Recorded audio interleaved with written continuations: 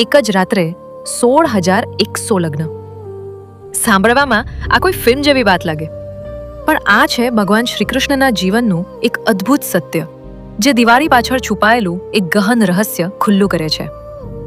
આ વાર્તાની શરૂઆત થાય છે અહંકારી અસુર નરકાસુરથી, જેણે 16,100 નિર્દોષ રાજકુમારીઓને પોતાની કેદમાં બંધક બનાવી રાખી હતી. દિવાળીના એક દિવસ પહેલા ભગવાન શ્રીકૃષ્ણ અને માતા સત્યભામાએ મળીને તે અસુરનો સંહાર કર્યો અને તમામ રાજકુમારીઓને મુક્ત કરાવી. પરંતુ સાચો સંઘર્ષ તો તેમની મુક્તિ પછી શરૂ થયો. જ્યારે સમાજે તે રાજકુમારીઓના ચારિત્ર પર પ્રશ્ન ઉઠાવી તેમને સ્વીકારવાનો ઇનકાર કર્યો, ત્યારે ભગવાન કૃષ્ણ તેમના રક્ષક બની ઊભા રહ્યા. તેમણે એક સાથે 16,100 સ્વરૂપ ધારણ કરીને દરેક રાજકુમારીને પત્ની તરીકે સ્વીકારી અને તેમને સમાજમાં સર્વોચ્ચ સન્માન અને મર્યાદા આપી.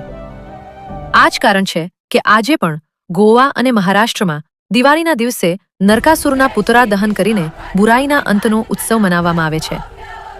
પણ દિવાળીની મહિમા અહીં પૂરી નથી થતી. તેના ઠીક 15 દિવસ પછી કાશીના ઘાટો લાખો દીવડાઓથી ઝગમગી ઉઠે છે, જેને આપણે દેવ દિવાળી તરીકે ઓળખીએ છીએ. આ ઉજવણી છે મહાદેવના એ વિજયની, જેમાં તેમણે ત્રિપુરાસુર નામના 3 ભયાનક અસુરોના કિલ્લાઓને એક જ બાણથી ભસ્મ કરી દીધા હતા. એ જ રાત્રે પશ્ચિમ બંગાળમાં મા કાળીની રૌદ્ર સ્વરૂપે પૂજા થાય છે, જેમણે રક્તબીજ જેવા રાક્ષસોનો સંહાર કરીને સૃષ્ટિને પાપથી મુક્ત કરી હતી. અને ઓડિશામાં આ પર્વ લાગણીઓ સાથે જોડાયેલું છે, જ્યાં લોકો સળગતી મશાલો સાથે પોતાના પૂર્વજોને સ્વર્ગનો માર્ગ બતાવે છે અને તેમના આશીર્વાદ લે છે. તો શું તમે જાણતા હતા કે આપણી એક દિવાળી પાછળ આટલી બધી અદ્ભુત કથાઓ છુપાયેલી છે? આવી વધુ છુપાયેલી કથાઓ માટે સબસ્ક્રાઇબ કરો.